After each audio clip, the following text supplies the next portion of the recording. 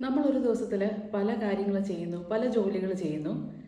ഇങ്ങനെ ഒരുപാട് സാഹചര്യങ്ങളെ ഫേസ് ചെയ്യുന്നവരാണ്. പക്ഷേ ഈ സാഹചര്യങ്ങളിലൊക്കെ നമ്മൾ വളരെ കോൺസെൻട്രേറ്റഡ് ആണോ? ആ സമയം നടക്കുന്ന പ്രവർത്തികളിലാണോ ഫോക്കസ് ചെയ്യുന്നത്?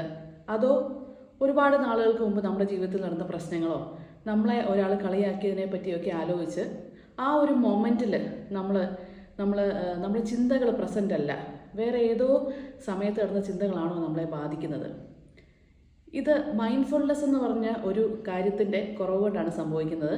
നമ്മളെല്ലാവരും മനുഷ്യരാണ്, നമ്മളെ പലവിധ കാര്യങ്ങൾ അഫക്റ്റ് ചെയ്യും. പക്ഷേ ഇപ്പോൾ നമ്മളിവിടെ ഇരിക്കുമ്പോൾ ഇവിടെ നടക്കുന്ന കാര്യങ്ങളിലാണോ നമ്മൾ കോൺസെൻട്രേറ്റ് ചെയ്യുന്നത്? അതോ പണ്ട് എപ്പോഴോ നടന്ന കാര്യങ്ങളിലാണോ? നമ്മുടെ വിഷമങ്ങളെ പറ്റിയാണോ? നമ്മുടെ കോൺഫിഡൻസ് ഇല്ലായ്മയെ പറ്റിയാണോ? ഇങ്ങനെ മൈൻഡ്ഫുൾ അല്ലാതെ പോകുന്നത് ഒരാളുടെ മനസ്സിൻ്റെ സമാധാനത്തിനെ വളരെയധികം നെഗറ്റീവായി തന്നെ ബാധിക്കും. മൈൻഡ്ഫുൾനെസ് ഇല്ലാതെ പോകുമ്പോൾ നമുക്ക് ഡിപ്രഷൻ വരാം, ഉത്കണ്ഠ വരാം, നമുക്ക് നമ്മളെ തന്നെ ഒരുപാട് ചോദ്യം ചെയ്യുകയും നമ്മുടെ ഫ്രണ്ട്സൊക്കെ നമ്മളെ അംഗീകരിക്കുന്നുണ്ടാവും, നമ്മൾ ജീവിതത്തിൽ ബെറ്റർ ആയിക്കൊണ്ടിരിക്കുകയായിരിക്കും. പക്ഷെ അതൊക്കെ കാണാതെ അതിനൊന്നും നമുക്ക് പ്രാധാന്യം കൊടുക്കാൻ പറ്റുന്നില്ല. കാരണം മുമ്പ് നടന്ന പാസ്റ്റ് എക്സ്പീരിയൻസസ്, നമ്മുടെ ട്രോമ, ഇതിലൊക്കെ നമ്മൾ ഓവർ ഫോക്കസ്ഡ് ആയി പോകുന്നൊരവസ്ഥ സംഭവിക്കാറുണ്ട്. എങ്ങനെ ഇതിനെ മറികടക്കാമെന്ന് നമ്മൾ ചിന്തിക്കണം. ഈ മൊമെൻറ്റിൽ പ്രസൻ്റ് ആയിട്ടിരിക്കാൻ എന്ത് ചെയ്യാം? ഇപ്പോൾ ഞാൻ ഒരു മ്യൂസിക് ലിസൺ ചെയ്യുകയാണെങ്കിൽ അതിലേക്ക് കംപ്ലീറ്റ് ആയിട്ട് കോൺസെൻട്രേറ്റ് ചെയ്യാൻ ഞാൻ ശ്രമിക്കണം. ഇത് പറയുമ്പോൾ വളരെ എളുപ്പവും ചെയ്യാൻ ഉറപ്പായിട്ടും ഡിഫിക്കൽട്ടായിട്ടുള്ളൊരു കാര്യമാണ്.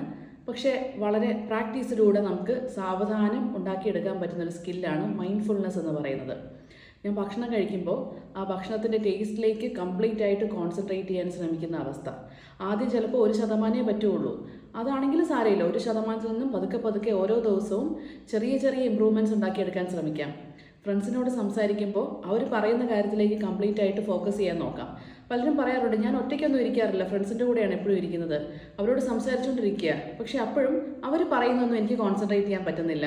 ഞാൻ എൻ്റെ കുറവുകളെ പറ്റിയോ പണ്ട് നടന്നൊരു പ്രശ്നത്തെ പറ്റിയോ ഒത്തിരി ചിന്തിക്കലായിരിക്കും. അപ്പോൾ അതിൽ നമ്മൾ നല്ലതുപോലെ ശ്രദ്ധ മാറ്റണം. നമ്മൾ നമ്മുടെ പ്രസൻറ്റ് മൊമെൻറ്റിലേക്ക് കൊണ്ടുവരണം. ഒന്ന് ശ്വാസത്തിൽ വേണമെങ്കിൽ നമുക്ക് ശ്രദ്ധിക്കാം. പതുക്കെ ശ്വാസം അകത്തോട്ടെടുക്കുക, പതുക്കെ ശ്വാസം പുറത്തേക്ക് വിടുക. അങ്ങനെ കുറച്ച് നേരം സമാധാനമായിട്ട് നമ്മുടെ ശ്വാസത്തിൽ ശ്രദ്ധിച്ചിരിക്കുകയാണെങ്കിൽ പതുക്കെ നമ്മൾ മനസ്സ് ശാന്തമാകാൻ തുടങ്ങും, ടെൻഷൻ കുറയും. ഈ ഒരു മൊമെൻറ്റിലേക്ക്, ഇപ്പം നമ്മുടെ ജീവിതത്തിൽ നടക്കുന്ന കാര്യങ്ങളിലേക്ക് നമ്മുടെ ഫോക്കസ് കൊണ്ടുവരാൻ പറ്റും. നമ്മുടെ ചുറ്റുപാടും എന്തൊക്കെയാണ് ഉള്ളതെന്ന് നോക്കുക. എന്തെങ്കിലും കാര്യങ്ങൾ അറേഞ്ച് ചെയ്ത് വെക്കാനുണ്ടോ? ഞാനിപ്പോൾ എവിടെയാണ് ഇരിക്കുന്നത്? എൻ്റെ മുൻപിൽ ഇപ്പോഴെന്താണ് ചെയ്തു തീർക്കാനായിട്ടുള്ള ജോലിയായിട്ടുള്ളത്? ഇതിലേക്ക് നമുക്ക് ഫോക്കസ് ചെയ്യാം. നമ്മളെ റിമൈൻഡ് ചെയ്യണം. കാരണം നമ്മുടെ ജീവിതത്തിൽ വന്ന ട്രോമ കൊണ്ടോ പാസ്റ്റ് എക്സ്പീരിയൻസ് കൊണ്ടോ ഒക്കെ ഒരുപാട് നെഗറ്റിവിറ്റിയിലേക്ക് നമ്മുടെ ഫോക്കസ് പോയിട്ടുണ്ടാവും. അപ്പോൾ അതൊക്കെ ട്രെയിനിങ് ആണ് ആവശ്യം. ഞാനിങ്ങനെ അതിലേക്ക് ഫോക്കസ് ചെയ്താൽ എനിക്ക് മുന്നോട്ട് പ്രോഗ്രസ് ചെയ്യാൻ സാധ്യമല്ല.